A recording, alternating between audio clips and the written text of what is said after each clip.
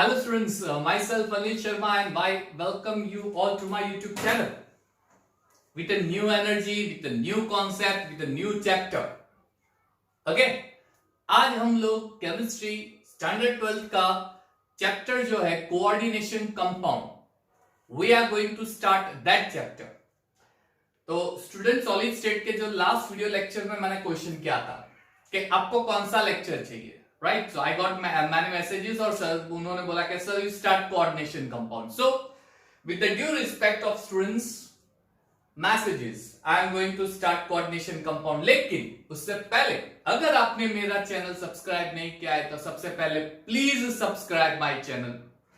Like button को जरूर click कीजिएगा if you like my videos. और अगर आपको मेरे वीडियो पसंद आते हैं तो अच्छे अच्छे कमेंट्स दीजिएगा, right? So you give comment also. And of course, if you want notification of my upcoming videos, जैसे ही मैं वीडियो अपलोड करूंगा आपको नए वीडियो का लिंक मिल जाएगा, तो click on the bell button. ठीक है बच्चों?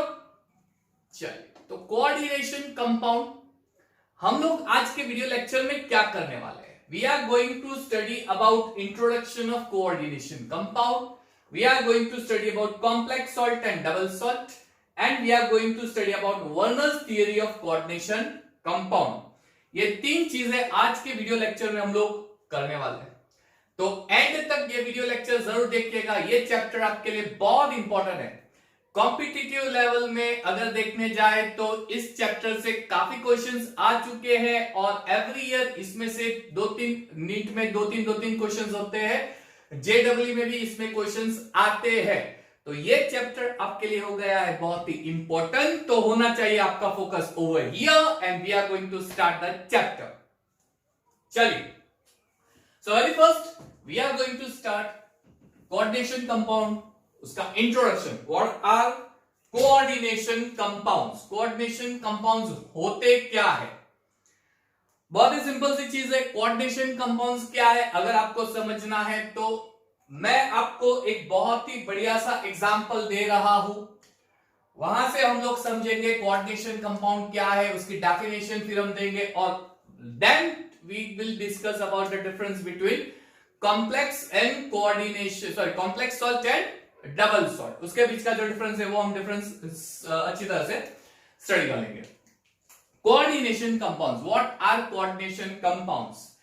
कोऑर्डिनेशन कंपाउंड किसे कहते हैं? पहले एक बेस्ट एग्जांपल दे रहा हूं आपको. चलिए, NiCl2 निकल क्लोराइड NiCl2 ये होता है ग्रीन कलर का कंपाउंड.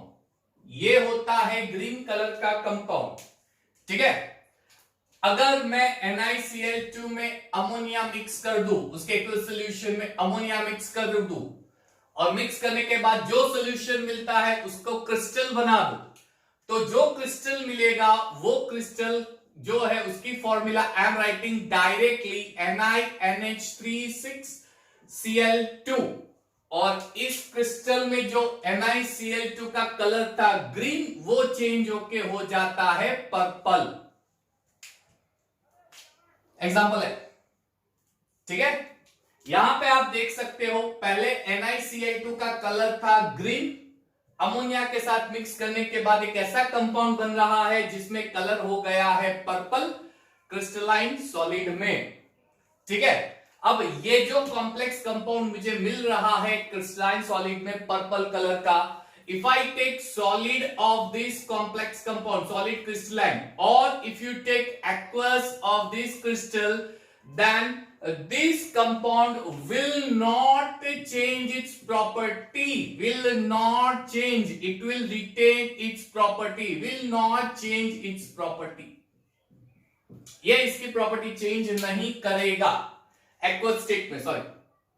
ठीक है. एक्वस स्टेट में या सॉलिड स्टेट में अपनी प्रॉपर्टी चेंज नहीं करेगा. पहली चीज. दूसरी चीज, NiCl2 की प्रॉपर्टी और अब जो मुझे कॉम्प्लेक्स मिला है उसकी प्रॉपर्टी कभी भी सेम नहीं होगी, वो चेंज हो गई है. उसके कलर पे से आप देख सकते हो कॉम्प्लेक्स का पूरा कलर चेंज हो गया है. यानी दो कंपाउंड को जब मैं मिक्स करके केमिकली मिक्स करके दो कंपाउंड के एक्वस सॉल्यूशन को मिक्स करके थर्ड कंपाउंड बनाता हूं और इस थर्ड कंपाउंड को क्रिस्टल बनाता हूं, तो मुझे जो थर्ड कंपाउंड मिला वो थर्ड कंपाउंड ओरिजिनल कंपाउंड से डिफरेंट होगा, प्लस ये जो थर्ड कंपाउंड मिला उस थर्ड कंपाउंड का सॉलिड फॉर्म और एक्वस फॉर्म में अगर आप देखोगे तो उसकी प्रॉपर्टी चेंज नहीं हो रही है, इट रिटेन इट्स प्रॉपर्टी। ऐसे जो कंपाउंड मिलते हैं जिसका सॉलिड फॉर्म और एक्वस फॉर्म, उस फॉर्म में उसकी प्रॉपर्टी मेंटेन रहेगी, रिटेन रहेगी, इंडिविजुअल प्रॉपर्टी सेम रहेगी, उसकी प्रॉपर्टी चेंज नहीं होगी, ऐसे कंपाउंड को हम बोलते हैं कॉम्प्लेक्स कंपाउंड और कोऑर्डिनेशन कंपाउंड। कॉम्प्लेक्स और कोऑर्डिनेशन कंपाउंड, ठीक है। कॉम्प्लेक्स, ऐसे बहुत सारे एनिमल्स में, प्लांट्स में बहुत सारे ऐसे कॉम्प्लेक्स पाए गए हैं जिसकी प्रॉपर्टी कुछ ऐसी होती है। जैसे हमारे बॉडी में मान लीजिए vitamin B12, right, chlorophyll plant में, ये ऐसे कंपाउंड है जिसकी प्रॉपर्टी रिटेन रहती है, चेंज नहीं होती, और उसकी प्रॉपर्टी कुछ इस तरह से मेंटेन होते, डेवलप होती है, सॉरी, ठीक है। चलिए, तो क्वेश्चन अराइज होता है, ये होता कैसे है? क्वेश्चन अराइज होता है, ये होगा कैसे, किस तरह से होगा, इसके पीछे का लॉजिक क्या है, इसके पीछे का रीजन क्या है? क्या सारे कंपाउंड को ऐसे कंबाइन करेंगे तो मुझे इस तरह का कोऑर्डिनेशन कंपाउंड मिलेगा ही, राइट? ये सारे क्वेश्चन राइज होते हैं। फॉर एग्जांपल, अगर मैं आपको बोलूं कि चलिए ऐसे मैंने दो सॉल्ट ले लिए हैं, दूसरा सॉल्ट, दूसरा एग्जांपल है K2SO4 प्लस Al2SO4 थ्राइस, ठीक है। अब यहां पे दो स्टेबल कंपाउंड है, ऐसे कैसे ये दो स्टेबल कंपाउंड है? अब जब दो स्टेबल कंपाउंड मिक्स होकर थर्ड कंपाउंड बनाएगा तो उस थर्ड कंपाउंड की प्रॉपर्टी उस स्टेबल कंपाउंड से डिफरेंट हो जाती है। तो क्या ये हर एक स्टेबल कंपाउंड में होगा? जैसे K2SO4 Al2SO4 थ्राइस, इन दोनों को मैं मिक्स कर देता हूं, ये भी आपका एक स्टेबल कंपाउंड है, ये भी आपका एक स्टेबल कंपाउंड है, तो क्या मुझे ऑलवेज इस तरह की प्रॉपर्टी मिलेगी, इस तरह के कॉम्प्लेक्सेस मिलते हैं, इस तरह का कंपाउंड मिलेगा? ये माइंड में क्वेश्चन राइज होता है। जब रिसर्च किया गया तब कुछ ऐसा फाइंड किया गया कि ऐसे दो कंपाउंड कंबाइन होने के बाद ऑलवेज मुझे इस तरह के कंपाउंड मिलते हैं, तो नो नो नो। जब दो स्टेबल कंपाउंड कंबाइन होते हैं तब मुझे टू टाइप ऑफ सॉल्ट मिल सकते हैं। जब दो स्टेबल कंपाउंड कंबाइन होते हैं तब मुझे टू टाइप ऑफ सॉल्ट मिल सकते हैं। पहला सॉल्ट होगा जिसको हम नाम देंगे डबल सॉल्ट, दूसरा सॉल्ट होगा जिसको हम नाम देंगे कॉम्प्लेक्स सॉल्ट, ठीक है। डबल सॉल्ट, कॉम्प्लेक्स सॉल्ट, यानी जब मैं दो स्टेबल कंपाउंड को कंबाइन करूंगा तो मुझे जो थर्ड कंपाउंड मिलेगा, एक्चुअली उस थर्ड कंपाउंड की प्रॉपर्टी सॉल्ट के प्रॉपर्टी की जैसी होगी, इसलिए हम उसे कॉम्प्लेक्स सॉल्ट भी बोलेंगे, उसे हम कोऑर्डिनेशन कंपाउंड भी बोलते हैं। लेकिन ऑलवेज कॉम्प्लेक्स सॉल्ट मिलता है नहीं। जब मैं दो स्टेबल कंपाउंड को कंबाइन करता हूं, मिक्स करता हूं, मिक्सचर बनाता हूं, तो मिक्सचर बनाने के बाद मुझे या तो वो डबल सॉल्ट के फॉर्म में मिलेंगे या कॉम्प्लेक्स सॉल्ट्स के फॉर्म में मिलेंगे, ठीक है। डबल सॉल्ट्स, ये क्या है डबल सॉल्ट्स? तो मैं यही एग्जांपल वापस ले लेता हूं, K2SO4 in plus Al2SO4 thrice, उसका एक्वस सोल्यूशन लेता हूं, तो मुझे मिलेगा कुछ इस तरह से K2SO4 into Al2SO4 thrice into 24H2O, यानी ये एक्वस सोल्यूशन और इस एक्वस सोल्यूशन को मिक्स करने के बाद जब मैं उसका क्रिस्टल बनाऊंगा, उस सोल्यूशन के, उस मिक्सचर का क्रिस्टल बनाऊंगा, तो उस मिक्सचर का क्रिस्टल जो बनेगा वो कुछ इस तरह से बनेगा। यानी जो क्रिस्टल मिल रहा है उस क्रिस्टल की फॉर्मूला ये है K2SO4 Al2SO4 थ्राइस 24H2O, उस क्रिस्टल की फॉर्मूला। तो आप देखो इसमें और इसमें डिफरेंस क्या लिख रहा है फॉर्मूला में, ध्यान दो। K2SO4 को मैंने एज इट इज लिखा है K2SO4, Al2SO4 थ्राइस को मैंने एज इट इज लिखा है Al2SO4 थ्राइस इनटू 24H2।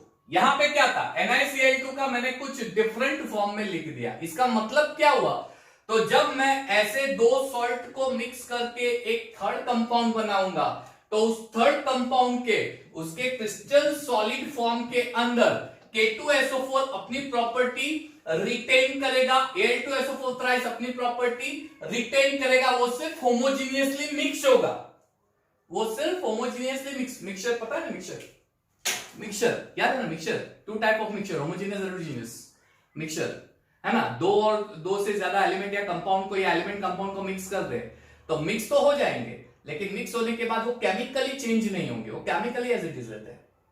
जैसे एयर इज अ मिक्सचर, हम बोलते हैं ना ऑक्सीजन हाइड्रोजन मिक्स हो गए तो मिक्स तो हो जाएंगे, लेकिन वो केमिकली मिक्स नहीं होंगे, केमिकली वो सेम रहेंगे, हाइड्रोजन की प्रॉपर्टी एज इट इज रहेगी, ऑक्सीजन की एज इट इज रहेगी, वो चेंज नहीं होगी। तो ऐसा ही कुछ मुझे मिलेगा यहाँ पे, K2SO4 after forming homogeneous mixture it will not change its property, though we get the solid of this complete, ये solid का फॉर्मूला है, वो complete solid ऐसा मिला, but K2SO4 do not change its property, Al2SO4 do not change its property in its crystalline solid। समझ में आ रहा है जो मैं बोल रहा हूं? यस। तो ये हो गया डबल सॉल्ट, यानी डबल सॉल्ट में टू सॉल्ट का मिक्सचर मिलेगा, होमोजेनियस मिक्सचर मिलेगा, और वो जो मिक्सचर है वो मिक्सचर अपनी प्रॉपर्टी चेंज नहीं करेगा सॉलिड फॉर्म में, सॉलिड फॉर्म में चेंज नहीं करेगा, क्लियर। लेकिन उसी सॉलिड को, उसी क्रिस्टलाइन सॉलिड को अगर मैंने वाटर में डाल दिया तो सॉलिड में तो स्टेबल था, सॉलिड में चेंज नहीं करेगा और स्टेबल था, it was a stable in the solid form, लेकिन जैसे ही वाटर में डाल दिया वैसे उसकी स्टेबिलिटी चली गई, क्यों? क्योंकि वाटर में K बन गया K आयन, Al बन गया Al आयन, SO4 बन गया SO4 आयन, यानी ये ऐसा सॉल्ट है जो सॉलिड में तो स्टेबल रहेगा ही, लेकिन जैसे ही वाटर में डालोगे तो वो अपनी स्टेबिलिटी लूज कर देगा। स्टेबिलिटी लूज क्यों करेगा? क्योंकि वो आयोनिक स्टेट, हर एक कंपोनेंट, जितने भी एलिमेंटल या कंपाउंड फॉर्म है, मॉलिक्यूलर फॉर्म है, हर एक कंपोनेंट आयनिक फॉर्म में कन्वर्ट हो जाएंगे, आयनिक फॉर्म में कन्वर्ट हो जाएंगे, आयनिक फॉर्म में कन्वर्ट हो जाएंगे। इसका मतलब क्या हुआ? ये अपनी प्रॉपर्टी चेंज कर चुका है एक्वस सॉल्यूशन में, स्टेबल था आयन बन गया, प्रॉपर्टी एक्वस में, यानी सॉलिड में स्टेबल है, एक्वस में आयनिक स्टेट फॉर्म हो गया, इसलिए property has change. Double salt, यानी डबल सॉल्ट क्या है? ये दो ऐसे सॉल्ट का मिक्सचर है जो क्रिस्टलाइन सॉलिड में एक मिक्सचर फॉर्म बनाएगा, बट उस क्रिस्टलाइन सॉलिड में वो अपनी प्रॉपर्टी मेंटेन रखेगा, क्रिस्टलाइन सॉलिड में वो स्टेबल होगा, लेकिन जैसे ही वाटर में डालेंगे वो अपनी स्टेबिलिटी लूज कर देगा, क्यों? वाटर में कंप्लीट आयन बना देगा, डिसोसिएट हो गए। समझ में आ रहा है? समझ में आ रहा है ना? ये पोटेशियम, यस, मेरे बच्चों को समझ में आ रहा है, आई नो आ रहा है, राइट? यस, बहुत ही सिंपल है कॉन्सेप्ट समझने के लिए, कॉन्सेप्ट समझना बहुत ही सिंपल है, ठीक है। तो ये हो गया पहला कैटेगरी, दो सॉल्ट, दो स्टेबल सॉल्ट का कॉम्बिनेशन, थर्ड स्टेबल सॉल्ट मिलेगा, लेकिन उस थर्ड स्टेबल सॉल्ट के क्रिस्टलाइन सॉलिड में दो स्टेबल सॉल्ट की प्रॉपर्टी चेंज नहीं हो रही है, लेकिन वो क्रिस्टलाइन सॉलिड को वाटर में डालेंगे तो एक्वस सॉल्यूशन की प्रॉपर्टी चेंज हो जाएगी, क्यों? वो आयन बन जाएंगे, है ना। सर आप तो बहुत ही स्पीड में बोलते हैं, धीरे धीरे बोलिए। अरे क्या करे, क्या करूं? ओ बच्चों, मैं हूं आदत से मजबूर।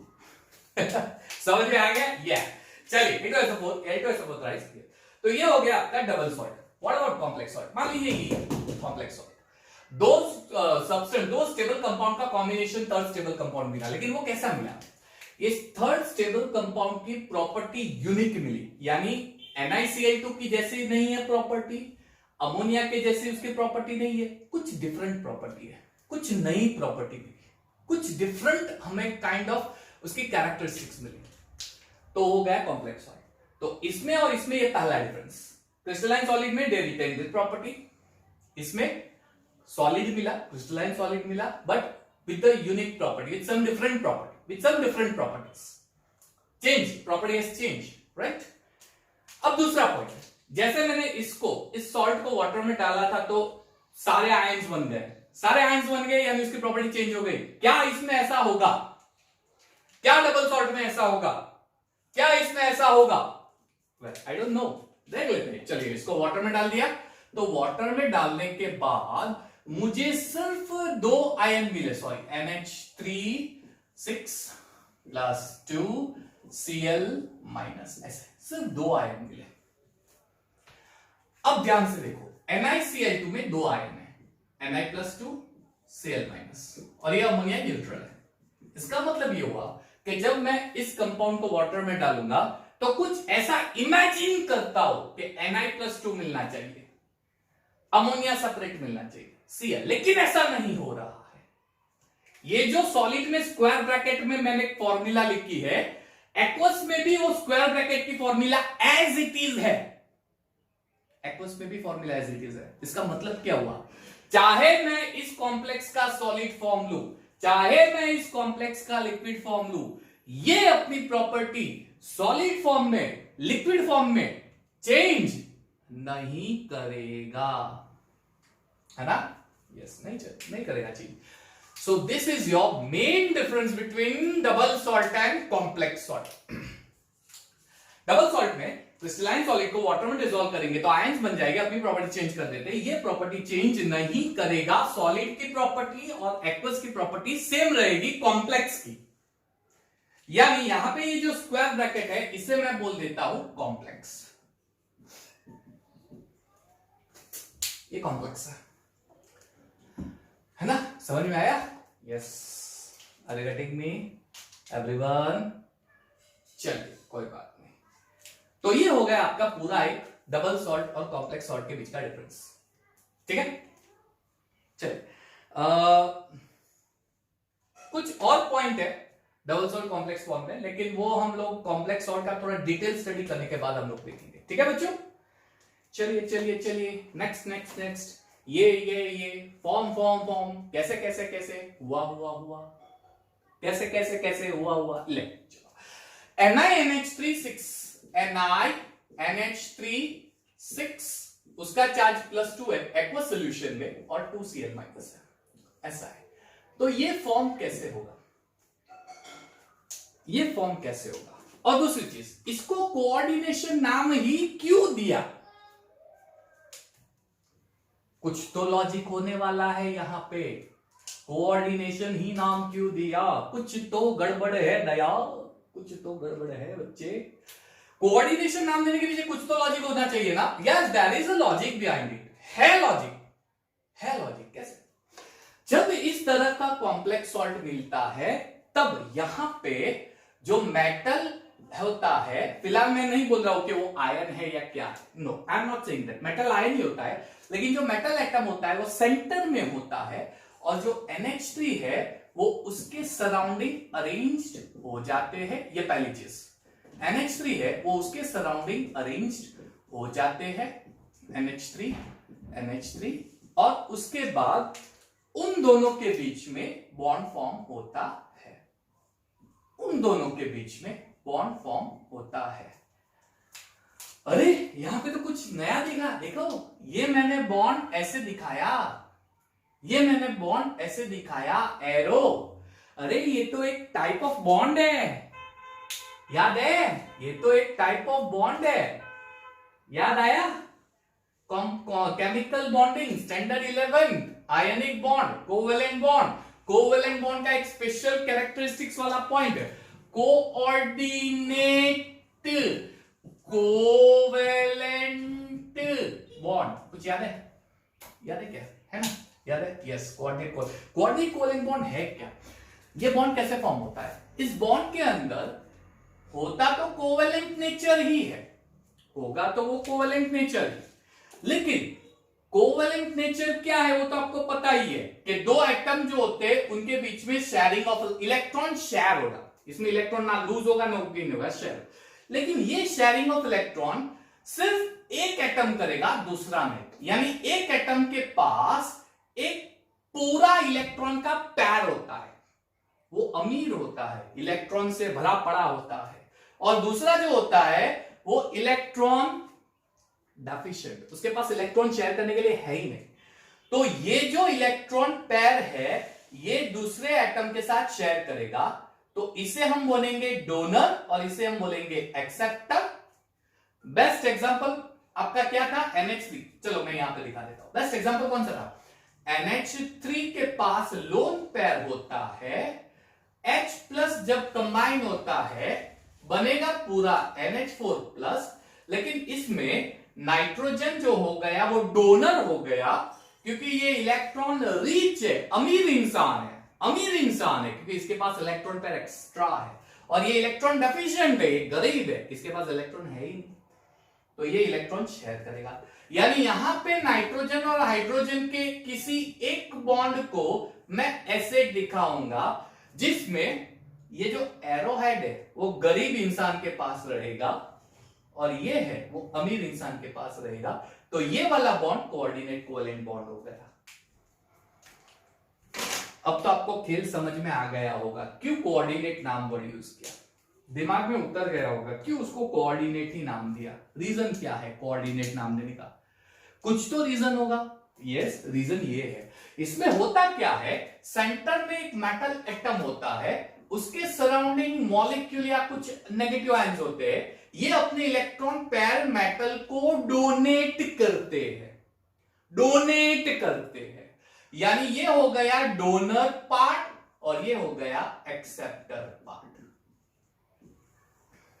ठीक है, ये बॉक्स क्यों बताया पता चल जाएगा जल्दी क्या है। चलो, ये हो गया डोनर पार्ट, ये हो गया acceptor part. Donor NH3, acceptor NH, समझ में आया? यस। चलिए, इसका मतलब ये बॉन्ड जो हो गया वो कोऑर्डिनेट कोवेलेंट बॉन्ड हो गया। तो अब आप समझ सकते हो कोऑर्डिनेशन ही नाम क्यों दिया गया। क्यों? क्योंकि यहां पे 6 कोऑर्डिनेट कोवेलेंट बॉन्ड मुझे दिख रहे हैं। क्या ऑलवेज 6 बनते हैं? नहीं, डिफरेंट बनते हैं, वो हम बाद में देखेंगे। चलो, एक और चीज मैं आपको मस्त बताता हूं जो 11th में आपने सीखी है। जिसके पास इलेक्ट्रॉन पेयर होता है, जो इलेक्ट्रॉन पेयर डोनेट कर सकता है, वो होगा लुईस बेज। Lewis base. जो इलेक्ट्रॉन पेयर एक्सेप्ट करता है वो हो जाएगा लुईस एसिड। यानी कोऑर्डिनेशन कंपाउंड जब फॉर्म होगा तब उसमें सेंटर में एक मेटल एटम होगा, उसके सराउंडिंग जो होंगे कुछ मॉलिक्यूल होंगे जो इलेक्ट्रॉन डोनेट कर रहा है। सेंटर का जो मेटल एटम होता है वो लुईस एसिड होगा क्योंकि वो इलेक्ट्रॉन पेयर सराउंडिंग मॉलिक्यूल से ले रहा है, और जो NH3 है वो दे रहा है, इसलिए वो हो जाएगा लुईस बेस। क्लियर? तो ये कॉम्प्लेक्स ऐसे बनेगा। अब मेरा ओरिजिनल पॉइंट, सॉलिड में भी यही फॉर्म रहेगा और एक्वस में भी यही फॉर्म रहेगा। यानी ये जो फॉर्म है ये सॉलिड और एक्वस में चेंज नहीं हो रहा है, इसलिए मैंने बोला क्या बोला क्या बोला मैंने इसलिए बोला कि सॉलिड में और एक्वस में ये अपनी प्रॉपर्टी चेंज नहीं करेगा। समझ में आया बच्चों? क्विक, क्लियर एकदम। तो ये पूरा हो गया इंट्रोडक्शन वाला पार्ट। और second, difference between double salt and complex salt. Is it clear? चलिए, तो इसको अगर आपको स्क्रीनशॉट लेना है तो ले लो, फटाफट ले लो, ताकि हम लोग नेक्स्ट पार्ट पे जा सकते हैं, वननेस कोऑर्डिनेशन थ्योरी। चलिए, तो कॉम्प्लेक्स कंपाउंड की डेफिनेशन अगर हमें देखने चाहिए तो हम कैसे देंगे complex compound definition? Complex compounds are molecular compounds formed from the combination of 2 or more stable compounds and retain their properties in the solid as well as in the dissolved state. ठीक है? चलिए, तो ये हो गया complex compound और ionic compound का पूरा डिफरेंस पार्ट। अब क्वेश्चन अराइज होता है, ये स्टडी आया कैसे और कहां से आया? बहुत सारे अटेम्प्ट साइंटिस्ट ने किए थे कॉम्प्लेक्स कंपाउंड के स्टडी के लिए, बहुत सारे साइंटिस्ट ने ट्राई किया था, लेकिन हम लोग बोल सकते हैं कि उस टाइम पे सक्सेसफुल थियरी जो थी वो थी अल्फ्रेड वर्नर की। उसने बहुत सारे, अल्फ्रेड वर्नर ने 1892 में स्टडी स्टार्ट किया था कॉम्प्लेक्स का, और उसने बहुत सारे कोऑर्डिनेशन कंपाउंड्स का फॉर्मेशन भी किया था, और उसका जो पूरा स्टडी था वो कोबाल्ट कॉम्प्लेक्स के बेस पे पूरा स्टडी था। क्यों कोबाल्ट कॉम्प्लेक्स? उसके पीछे भी रीजन है। स्टार्टिंग में कॉम्प्लेक्स कंपाउंड में कोबाल्ट कॉम्प्लेक्स का पूरा कॉम्बिनेशन हुआ था। यानी जो स्टडी आया था अर्लियर स्टडीज, अल्फ्रेड वर्नर के पहले की बात कर रहा हूं, अर्लियर स्टडीज कोबाल्ट कॉम्प्लेक्स का स्टडी था। तो कुछ वेल नोन ओल्ड थियरीज है, और उसके बाद वर्नर ने सारी ओल्ड थियरीज को कंबाइन करके एक नया फॉर्मेट बनाया। वो क्या था वो हम स्टार्ट करते हैं। तो कोबाल्ट कॉम्प्लेक्स स्टडीज जो थी वो सबसे ओल्ड स्टडीज के बेस पे एक्सप्लेन किया गया कॉम्प्लेक्स था। ओल्ड थियरीज कौन कौन सी थी, ओल्ड स्टडीज कौन कौन से थे? तो पहली स्टडी थी प्रेसिपिटेशन स्टडी। इस स्टडी पे से कोबाल्ट कॉम्प्लेक्स को एक्सप्लेन किया गया था, प्रेसिपिटेशन स्टडीज। और फिर ऐसा बोला गया कि you can explain other complex also like this one, cobalt complex. Cobalt का कॉम्प्लेक्स कोबाल्ट क्लोराइड और अमोनिया, इसको कंबाइन करके कॉम्प्लेक्स बनाना, ये पहली step cobalt chloride sorry cobalt complex की। तो जब मैं कोबाल्ट क्लोराइड और अमोनिया को मिक्स करता हूं तो मुझे कॉम्प्लेक्स मिलेगा, यस ऑफ कोर्स मिलेगा। कितना मिलेगा? एक ही, डोंट नो, तो देख लेते हैं। जब मैं कोबाल्ट कॉम्प्लेक्स के अंदर कोबाल्ट कॉम्प्लेक्स यानी इसको कंबाइन कर दिया और मुझे कॉम्प्लेक्स मिला, अब इस कॉम्प्लेक्स के अंदर मैं AgNO3 ऐड करता हूं, तो AgNO3 ऐड करने से मुझे 3 moles of AgCl मिला। I got 3 moles of AgCl. I got 3 moles of AgCl. I got 3 moles of AgCl. AgCl, sorry, 3 moles of AgCl. गलती हो जाती है, राइट? बड़े बड़े शहरों में छोटी छोटी बातें होती रहती है। सेनोरिटा, या प्यारे बच्चों, 3 moles of AgCl। अच्छा, इसका मतलब क्या हुआ मैं आपको समझाता हूं। पहले जब मैं कॉम्प्लेक्स में AgNO3 डालूंगा तो क्या होगा? Ag, आपको पता है Ag पॉजिटिव आयन है तो उसका बेस्ट नेगेटिव का आयन कौन सा है? Cl, Br, I। उसको Cl Br I को देख के पुदकने लगेगा, हाय Cl चल मेरे साथ, यस Br चल मेरे साथ। क्यों पता है? Ag तुरंत Cl से कंबाइन होकर प्रेसिपिटेट बना देगा, AgCl, Br के साथ AgBr, I के साथ Ag, तुरंत। यानी जो मुझे कॉम्प्लेक्स मिलेगा उसमें जो Cl होगा वो Cl AgCl बना देगा। और ऐसा कब होता है? जब Cl वो स्क्वायर ब्रैकेट का कॉम्प्लेक्स जो होता है ना, उसके बाहर का पार्ट होता है। नहीं समझ में आया? मुझे भी नहीं समझ में आया मैंने क्या बोला। ऐसा नहीं है बच्चों, ध्यान रखो।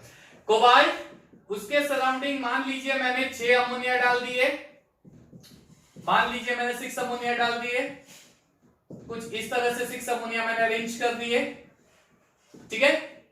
और Cl उस स्क्वायर ब्रैकेट के बाहर मैंने डाल दिया, तो इसके अंदर का जो पार्ट है इसे हम बोलते हैं कॉम्प्लेक्स पार्ट। और ये पार्ट कभी भी आयोनाइज नहीं होता, वो आयंस नहीं बनाएगा। और उसके बाहर का पार्ट जो होता है वो आयंस बनाता है। क्यों? कॉम्प्लेक्स पार्ट और इसके बीच में आयोनिक बॉन्ड का रिलेशन होता है। इसका मतलब ये हो गया कि जब ये कॉम्प्लेक्स बनाएगा तब तीनों के तीनों Cl कॉम्प्लेक्स के बाहर होंगे। CO, NH3, 6, Cl3। इसकी वजह से मुझे 3 AgCl मिल रहा है। तो क्या ये एक ही मिलेगा? नहीं, एक और कोबाल्ट का कॉम्प्लेक्स मिला।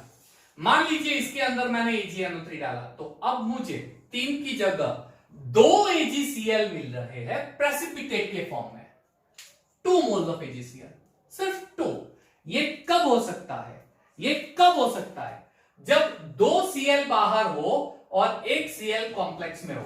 तो जो कॉम्प्लेक्स में होगा वो आयंस नहीं बनाएगा। अभी मैंने बोला, पीछे लो मेरा, देखो वो स्टेटमेंट, और फिर पता चलेगा ये आयनाइज नहीं होता, अंदर का पार्ट बाहर। यानी 2 Cl बाहर, एक Cl अंदर है। अब कॉम्प्लेक्स कौन सा हो गया? तो CO, NH3, 5, Cl, Cl2। ठीक है, 2 कॉम्प्लेक्स, सिर्फ 2 मिलते हैं?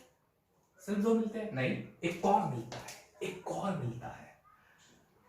अब अगर मैं जो कॉम्प्लेक्स है उसमें AgNO3 डालूंगा तो AgNO3 डालने से मुझे सिर्फ 1 मोल ऑफ AgCl मिल रहा है। पहले 3 मोल मिले, फिर 2 मोल मिले, अब सिर्फ 1 मोल, यानी सिर्फ एक Cl आयोनाइज हो रहा है। यानी इसके अंदर कॉम्प्लेक्स के पास 2 Cl है, सॉरी 1 Cl है, और अंदर 2 Cl, अंदर दूसरा 2 Cl है, सॉरी।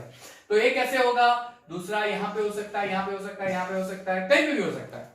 सिर्फ मैं अभी फिलहाल दिखा रहा हूं, मान लीजिए यहां पे 2 Cl, दूसरा Cl यहां पे एज्यूम कर लेते हैं, ऐसा मिला। यानी कॉम्प्लेक्स जो मिला वो कुछ इस तरह का मिलेगा, CO, NH3, 4, Cl3, sorry Cl2। बहुत मिस्टेक कर रहे हैं अनिल शर्मा, ऐसा नहीं होता। चलिए, CO, NH3, 4, Cl2, Cl, समझ में आया? ये कॉम्प्लेक्स मिलेगा। यानी अगर मैं कोबाल्ट क्लोराइड और अमोनिया को मिक्स करूंगा तो मुझे डिफरेंट कॉम्प्लेक्स, एक नहीं एक से ज्यादा कॉम्प्लेक्स मिल रहे हैं। किस थ्योरी पे से पता चला? प्रेसिपिटेशन स्टडीज पे से पता चला। पहली स्टडी प्रेसिपिटेशन स्टडी, पहली स्टडी प्रेसिपिटेशन स्टडी, पहली स्टडी प्रेसिपिटेशन स्टडी, इस पे से मुझे पता चला। ये तो केमिकली है, क्या मुझे फिजिकली पता चलेगा कि ये तीनों डिफरेंट है? क्या मुझे फिजिकली पता चलेगा देख के? Yes you can. ये येलो कलर का कॉम्प्लेक्स है, ये ग्रीन सॉरी पर्पल कलर का कॉम्प्लेक्स होगा, और ये होगा आपका ग्रीन कलर का कॉम्प्लेक्स। देख के पता चल सकता है आपको। समझ में आया? पक्का? बल्ले बल्ले। ओके, प्रेसिपिटेशन स्टडीज हो गई। चलिए नेक्स्ट वन। नेक्स्ट स्टडी थी जो केमिस्ट लोग यूज करते थे, वो स्टडी थी conduction study. Conduction studies. Conduction क्या होता है? Tendency to conduct electricity. Tendency to conduct electricity, इसका क्या यूज है? चैप्टर नंबर 3 इलेक्ट्रोकेमिस्ट्री उसमें आएगा। चैप्टर नंबर 3 इलेक्ट्रोकेमिस्ट्री उसमें आएगा। चैप्टर नंबर 3 इलेक्ट्रोकेमिस्ट्री में molar conductance, equivalent conductance, conduction किसे कहते हैं, कंडक्टिविटी किसे कहते हैं, वो पूरा डिटेल आएगा। सिर्फ इतना समझ लो, molar conductance is used to determine the conduction that takes place inside the solution और सॉलिड मटेरियल। सॉल्यूशन यानी जब मैं कोबाल्ट कॉम्प्लेक्स को वाटर में डालूंगा तो वाटर में डालने के बाद ऑफ कोर्स आयंस बनाएंगे, राइट? जैसे यहां पे 3 AgCl मिला क्यों 3 Cl आयन मिले, 2 AgCl मिला क्यों 2 Cl आयन मिलेंगे, तो आयंस बनाएंगे। मोलर कंडक्टेंस पे से पता चलेगा कितने आयंस बनाएंगे। यानी कंडक्शन स्टडी पे से हम लोग क्या करेंगे, मोलर कंडक्टेंस की वैल्यू फाइंड करेंगे। मोलर कंडक्टेंस पे से पता चलेगा कितने आयंस बनेंगे, कितने आयंस बनेंगे उस पे से हम लोग कॉम्प्लेक्स पूरा फॉर्म कर सकते हैं। कोबाल्ट का कॉम्प्लेक्स हम पूरा फॉर्म कर सकते हैं। अल्फ्रेड वर्नन ने इसका भी यूज किया था फाइंड करने के लिए, ठीक है? यस, फाइंड करने के लिए। जैसे इसका एग्जांपल ले लेते, चलो ये 3 कॉम्प्लेक्स मिले है ना, 3 कॉम्प्लेक्स CO NH3 6 Cl3। इसमें एक पॉजिटिव मिल रहा है, CO NH3 6 +3 Cl में एक पॉजिटिव मिल रहा है। मान लीजिए मेरा दूसरा कॉम्प्लेक्स है CO NH3 5 Cl बार 2 Cl2 है, तो उसमें मुझे CO NH3 5 Cl +2 प्लस बाहर 2 Cl माइनस है, ठीक है? अब इसमें कितने आयंस फॉर्म हुए? तो एक पॉजिटिव आयन है ना, ये वाला पॉजिटिव आयन, और ये 3 नेगेटिव आयन, यानी टोटल नंबर ऑफ आयंस कितने फॉर्म हो गए? 4। बच्चों कॉम्पिटिटिव एग्जाम में आता है कितने नंबर ऑफ आयंस फॉर्म होते हैं, यस, कितने नंबर ऑफ आयंस फॉर्म होते हैं, यस, ये आता है कॉम्पिटिटिव में। ये वर्नर्स थ्योरी खत्म करके हम लोग उस लेवल पे जाएंगे। तो 4 आयंस फॉर्म हुए। यहां पे कितने आयंस फॉर्म हुए? 3, एक पॉजिटिव 2 नेगेटिव, यानी ये 1:3 इलेक्ट्रोलाइट जैसा हो गया, ये 1:2 इलेक्ट्रोलाइट जैसा हो गया, तो ये 1:1 होगा, एक पॉजिटिव एक नेगेटिव। तो कंडक्शन स्टडी पे से भी आप पता कर सकते हो कि गिवन कॉम्प्लेक्स जो है उसमें कितने आयंस है और ये फॉर्मूला कौन से सेटअप कर सकता है। Yes, given complex. तो दूसरी स्टडी थी कंडक्शन स्टडी, और लास्ट वाली जो स्टडी थी आइसोमर स्टडीज। ऐसे तो बहुत सारी स्टडी थी, लेकिन हम लोग जो क्या बोलते हैं उसे, एलिजिबल, हाँ, जो एक्सेप्टेड थे, बेटर एक्सप्लेनेशन वाली है, वो स्टडी की बात कर रहे हैं, आइसोमर स्टडी। एक ही कॉम्प्लेक्स के एक साथ एक से ज्यादा आइसोमर हो सकते हैं, है ना? Same molecular formula, different structural formula, same molecular formula, different structural, different physical property, आप बोल सकते हो डिफरेंट फिजिकल प्रॉपर्टी। चलिए मान लीजिए ये वाला CO NH3 इसको मैं एग्जांपल में सेट कर रहा हूं आइसोमर्स। तो CO के सराउंडिंग 5 NH3 है और 1 Cl है, बाकी के तो Cl बाहर है, देख लो, CO NH3 5 Cl, बाकी 2 Cl तो बाहर है, इसलिए इसको तो मैं कॉम्प्लेक्स का पार्ट करूंगा ही नहीं। ये कॉम्प्लेक्स का पार्ट यानी स्क्वायर ब्रैकेट का पार्ट, ये जो पार्ट होता है ना स्क्वायर ब्रैकेट, ये कॉम्प्लेक्स का पार्ट होता है। This is the part of complex. बाहर जो होता है वो आयन बना देता है। तो अब 1 Cl और 5 NH3 टोटल हो गए 6 को कैसे अरेंज करेंगे? तो ऑक्टाहेड्रल। केमिस्ट्री में जब 6 कंपोनेंट को सेंट्रल एटम से सराउंड करना हो तो ज्योमेट्री ऑक्टाहेड्रल मिलती है। क्रिस्टलाइन सॉलिड में ऑक्टाहेड्रल ज्योमेट्री कैसी होगी मैं आपको बताना चाहूंगा। ऑक्टाहेड्रल में कैसे होता है, सेंट्रल मेटल एटम होता है, उसमें सेंट्रल, मान लीजिए कि सेंट्रल मेटल एटम का एक्सिस ये है, उस एक्सिस के परपेंडिकुलर एक ऊपर एक नीचे होता है, 2 एक ऊपर एक नीचे, 2 और 4 जो होते हैं ना बाकी उसके एक्सिस पे स्क्वायर बना देंगे, उसके एक्सिस पे स्क्वायर कुछ इस तरह से। अच्छा बेस्ट आपको समझ वो पता है, हम लोग छोटे, मैं तो बहुत करता था, आपका पता नहीं, मैं तो बहुत करता, बहुत खेलता था ऐसे, आपने भी शायद खेला होगा, नहीं खेला होगा तो आप ट्राई करना। बुक होती ना, उसका पहला जो कार्डबोर्ड होता है ना वो निकाल दो, कार्डबोर्ड के एग्जैक्ट सेंटर में होल बना दो और उसमें पेंसिल घुसा दो। अब पेंसिल घुसाने के बाद क्या होगा, पेंसिल का आधा पार्ट ऊपर आएगा, आधा पार्ट नीचे आएगा, है ना। और कार्डबोर्ड जो होगा ना उसके 4 कॉर्नर स्क्वायर बना रहे ऑक्टाहेड्रल स्ट्रक्चर। कार्डबोर्ड के 4 जो कॉर्नर है वो स्क्वायर बनाएंगे, एक पेंसिल का आधा पार्ट ऊपर, दूसरे पेंसिल का, तो वही पेंसिल का आधा पार्ट नीचे, हो गया। तो अब मैं क्या करता हूं, Cl को पहले एक्सिस के ऊपर अरेंज करता हूं, तो CO एक Cl ऊपर, बाकी NH3 को अरेंज कर दो, यानी कार्डबोर्ड का जो 4 स्क्वायर वाला पार्ट होगा, ये स्क्वायर वाला पार्ट, और एक एक्सिस के नीचे, इसको मैं ऐसे दिखाता हूं, कोऑर्डिनेट कोवेलेंट बॉन्ड, ठीक है। एक और ज्योमेट्री बना सकता हूं, ये Cl को एक्सिस पे न डाल के कार्डबोर्ड के जो स्क्वायर होता है ना, वो स्क्वायर वाला पार्ट मैंने बताया ना, वो वहां पे भी डाल सकता हूं। CO यहां पे Cl, NH3, NH3, ये NH3, ये NH3, ये NH3, ऐसे भी हो सकता है। अब ये Cl मैंने यहां पे लिखा हो तो भी कोई फर्क नहीं पड़ेगा, कुछ फर्क नहीं पड़ेगा, ये यहां पे डालू यहां पे, क्या फर्क पड़ेगा, की फर्क पड़े, अरे कुछ नहीं फर्क पड़े, यहां पे सेम ही है। ऐसे कैसे Cl को यहां पे डाल दिया तो यहां पे डालू या यहां पे क्या फर्क पड़ेगा। अच्छा कार्डबोर्ड का तो कॉर्नर ही होगा ना, ऑक्टाहेड्रल का कॉर्नर ही होगा स्क्वायर वाला, तो कहीं भी, यानी 2 आइसोमर बन सकते हैं। इसका मतलब कोबाल्ट कॉम्प्लेक्स जो ये वाला मिला उसके 2 आइसोमर्स बन सकते हैं। Large number of cobalt complex के कंपाउंड जो मिले वो कुछ इस तरह से मिले, कितने आयंस बनते हैं, उसके कितने स्ट्रक्चर्स पॉसिबल है, कितने आइसोमर्स बना सकते हैं। तो कोबाल्ट अमोनिएटेड क्लोराइड्स के कितने कॉम्प्लेक्स मिले, सारे कॉम्प्लेक्स वर्नर ने बनाए, और इस पूरी स्टडी का यूज करके वर्नर ने कोबाल्ट कॉम्प्लेक्स बना के फिर उसने थियरी दी, वर्नर्स कोऑर्डिनेशन थियरी, और पूरे कॉम्प्लेक्स का नॉलेज हमें वर्नर्स कोऑर्डिनेशन थ्योरी पे से पता चलता है। तो एक कोबाल्ट क्लोराइड का 4 कॉम्प्लेक्स नहीं होता, बहुत सारे स्ट्रक्चर्स होते हैं, इसके आइसोमर्स बनाओ पता चलेगा। ये तो मैंने एक बनाया, इसके भी आइसोमर्स बनेंगे, इसके भी आइसोमर्स बनते हैं, ठीक है। पहले वाले का आइसोमर नहीं बनेगा, एक एक आप अरेंज कर सकते हो, वो हम बाद में उस पूरे स्ट्रक्चर्स बाद में एक्सप्लेन करेंगे पीछे के, और ठीक है पीछे के लेक्चर्स में। लेकिन कोबाल्ट के बहुत सारे कॉम्प्लेक्स बन सकते हैं, और कोबाल्ट कॉम्प्लेक्स का यूज करके वर्नर ने अपनी थियरी इंट्रोड्यूस की, वर्नर्स कोऑर्डिनेशन थियरी। बहरहाल मैं ये वीडियो लेक्चर को यहाँ पे एंड कर रहा हूं क्योंकि बहुत लंबा हो जाएगा, and I don't want my student to get bore, फिर मेरे वीडियो कोई देखेगा नहीं, मेरे सब्सक्राइबर कम हो जाएंगे, मुझे कम लाइक्स मिलेगी, नहीं ऐसा कोई होता नहीं है, सिर्फ बता रहा हूं क्योंकि एक साथ में पूरा डोज नहीं जाएगा, तो हम थोड़ा थोड़ा करके डोज एंटर करते हैं। तो नेक्स्ट वीडियो लेक्चर में मैंने बोला था स्टार्टिंग में कि मैं वर्नर कोऑर्डिनेशन थियरी कराऊंगा, लेकिन because of the length of video we will not do this, हम लोग नेक्स्ट वीडियो लेक्चर में जाएंगे, उसमें Werner's coordination theory, ligands, types of ligands, isomers, geometry, this that, बहुत सारी चीजें आने वाली है।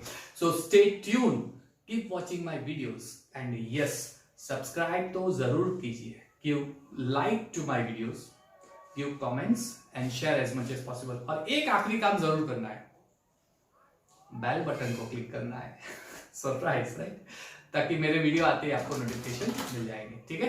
So I am ending over here, stay tuned, watch my videos, and yes lockdown है, घर पे बैठे ऑनलाइन स्टडीज कीजिए, stay safe, stay healthy, social distancing रखिएगा, सैनिटाइजर का यूज कीजिएगा, and yes please be safe, okay. Thank you and have a nice time.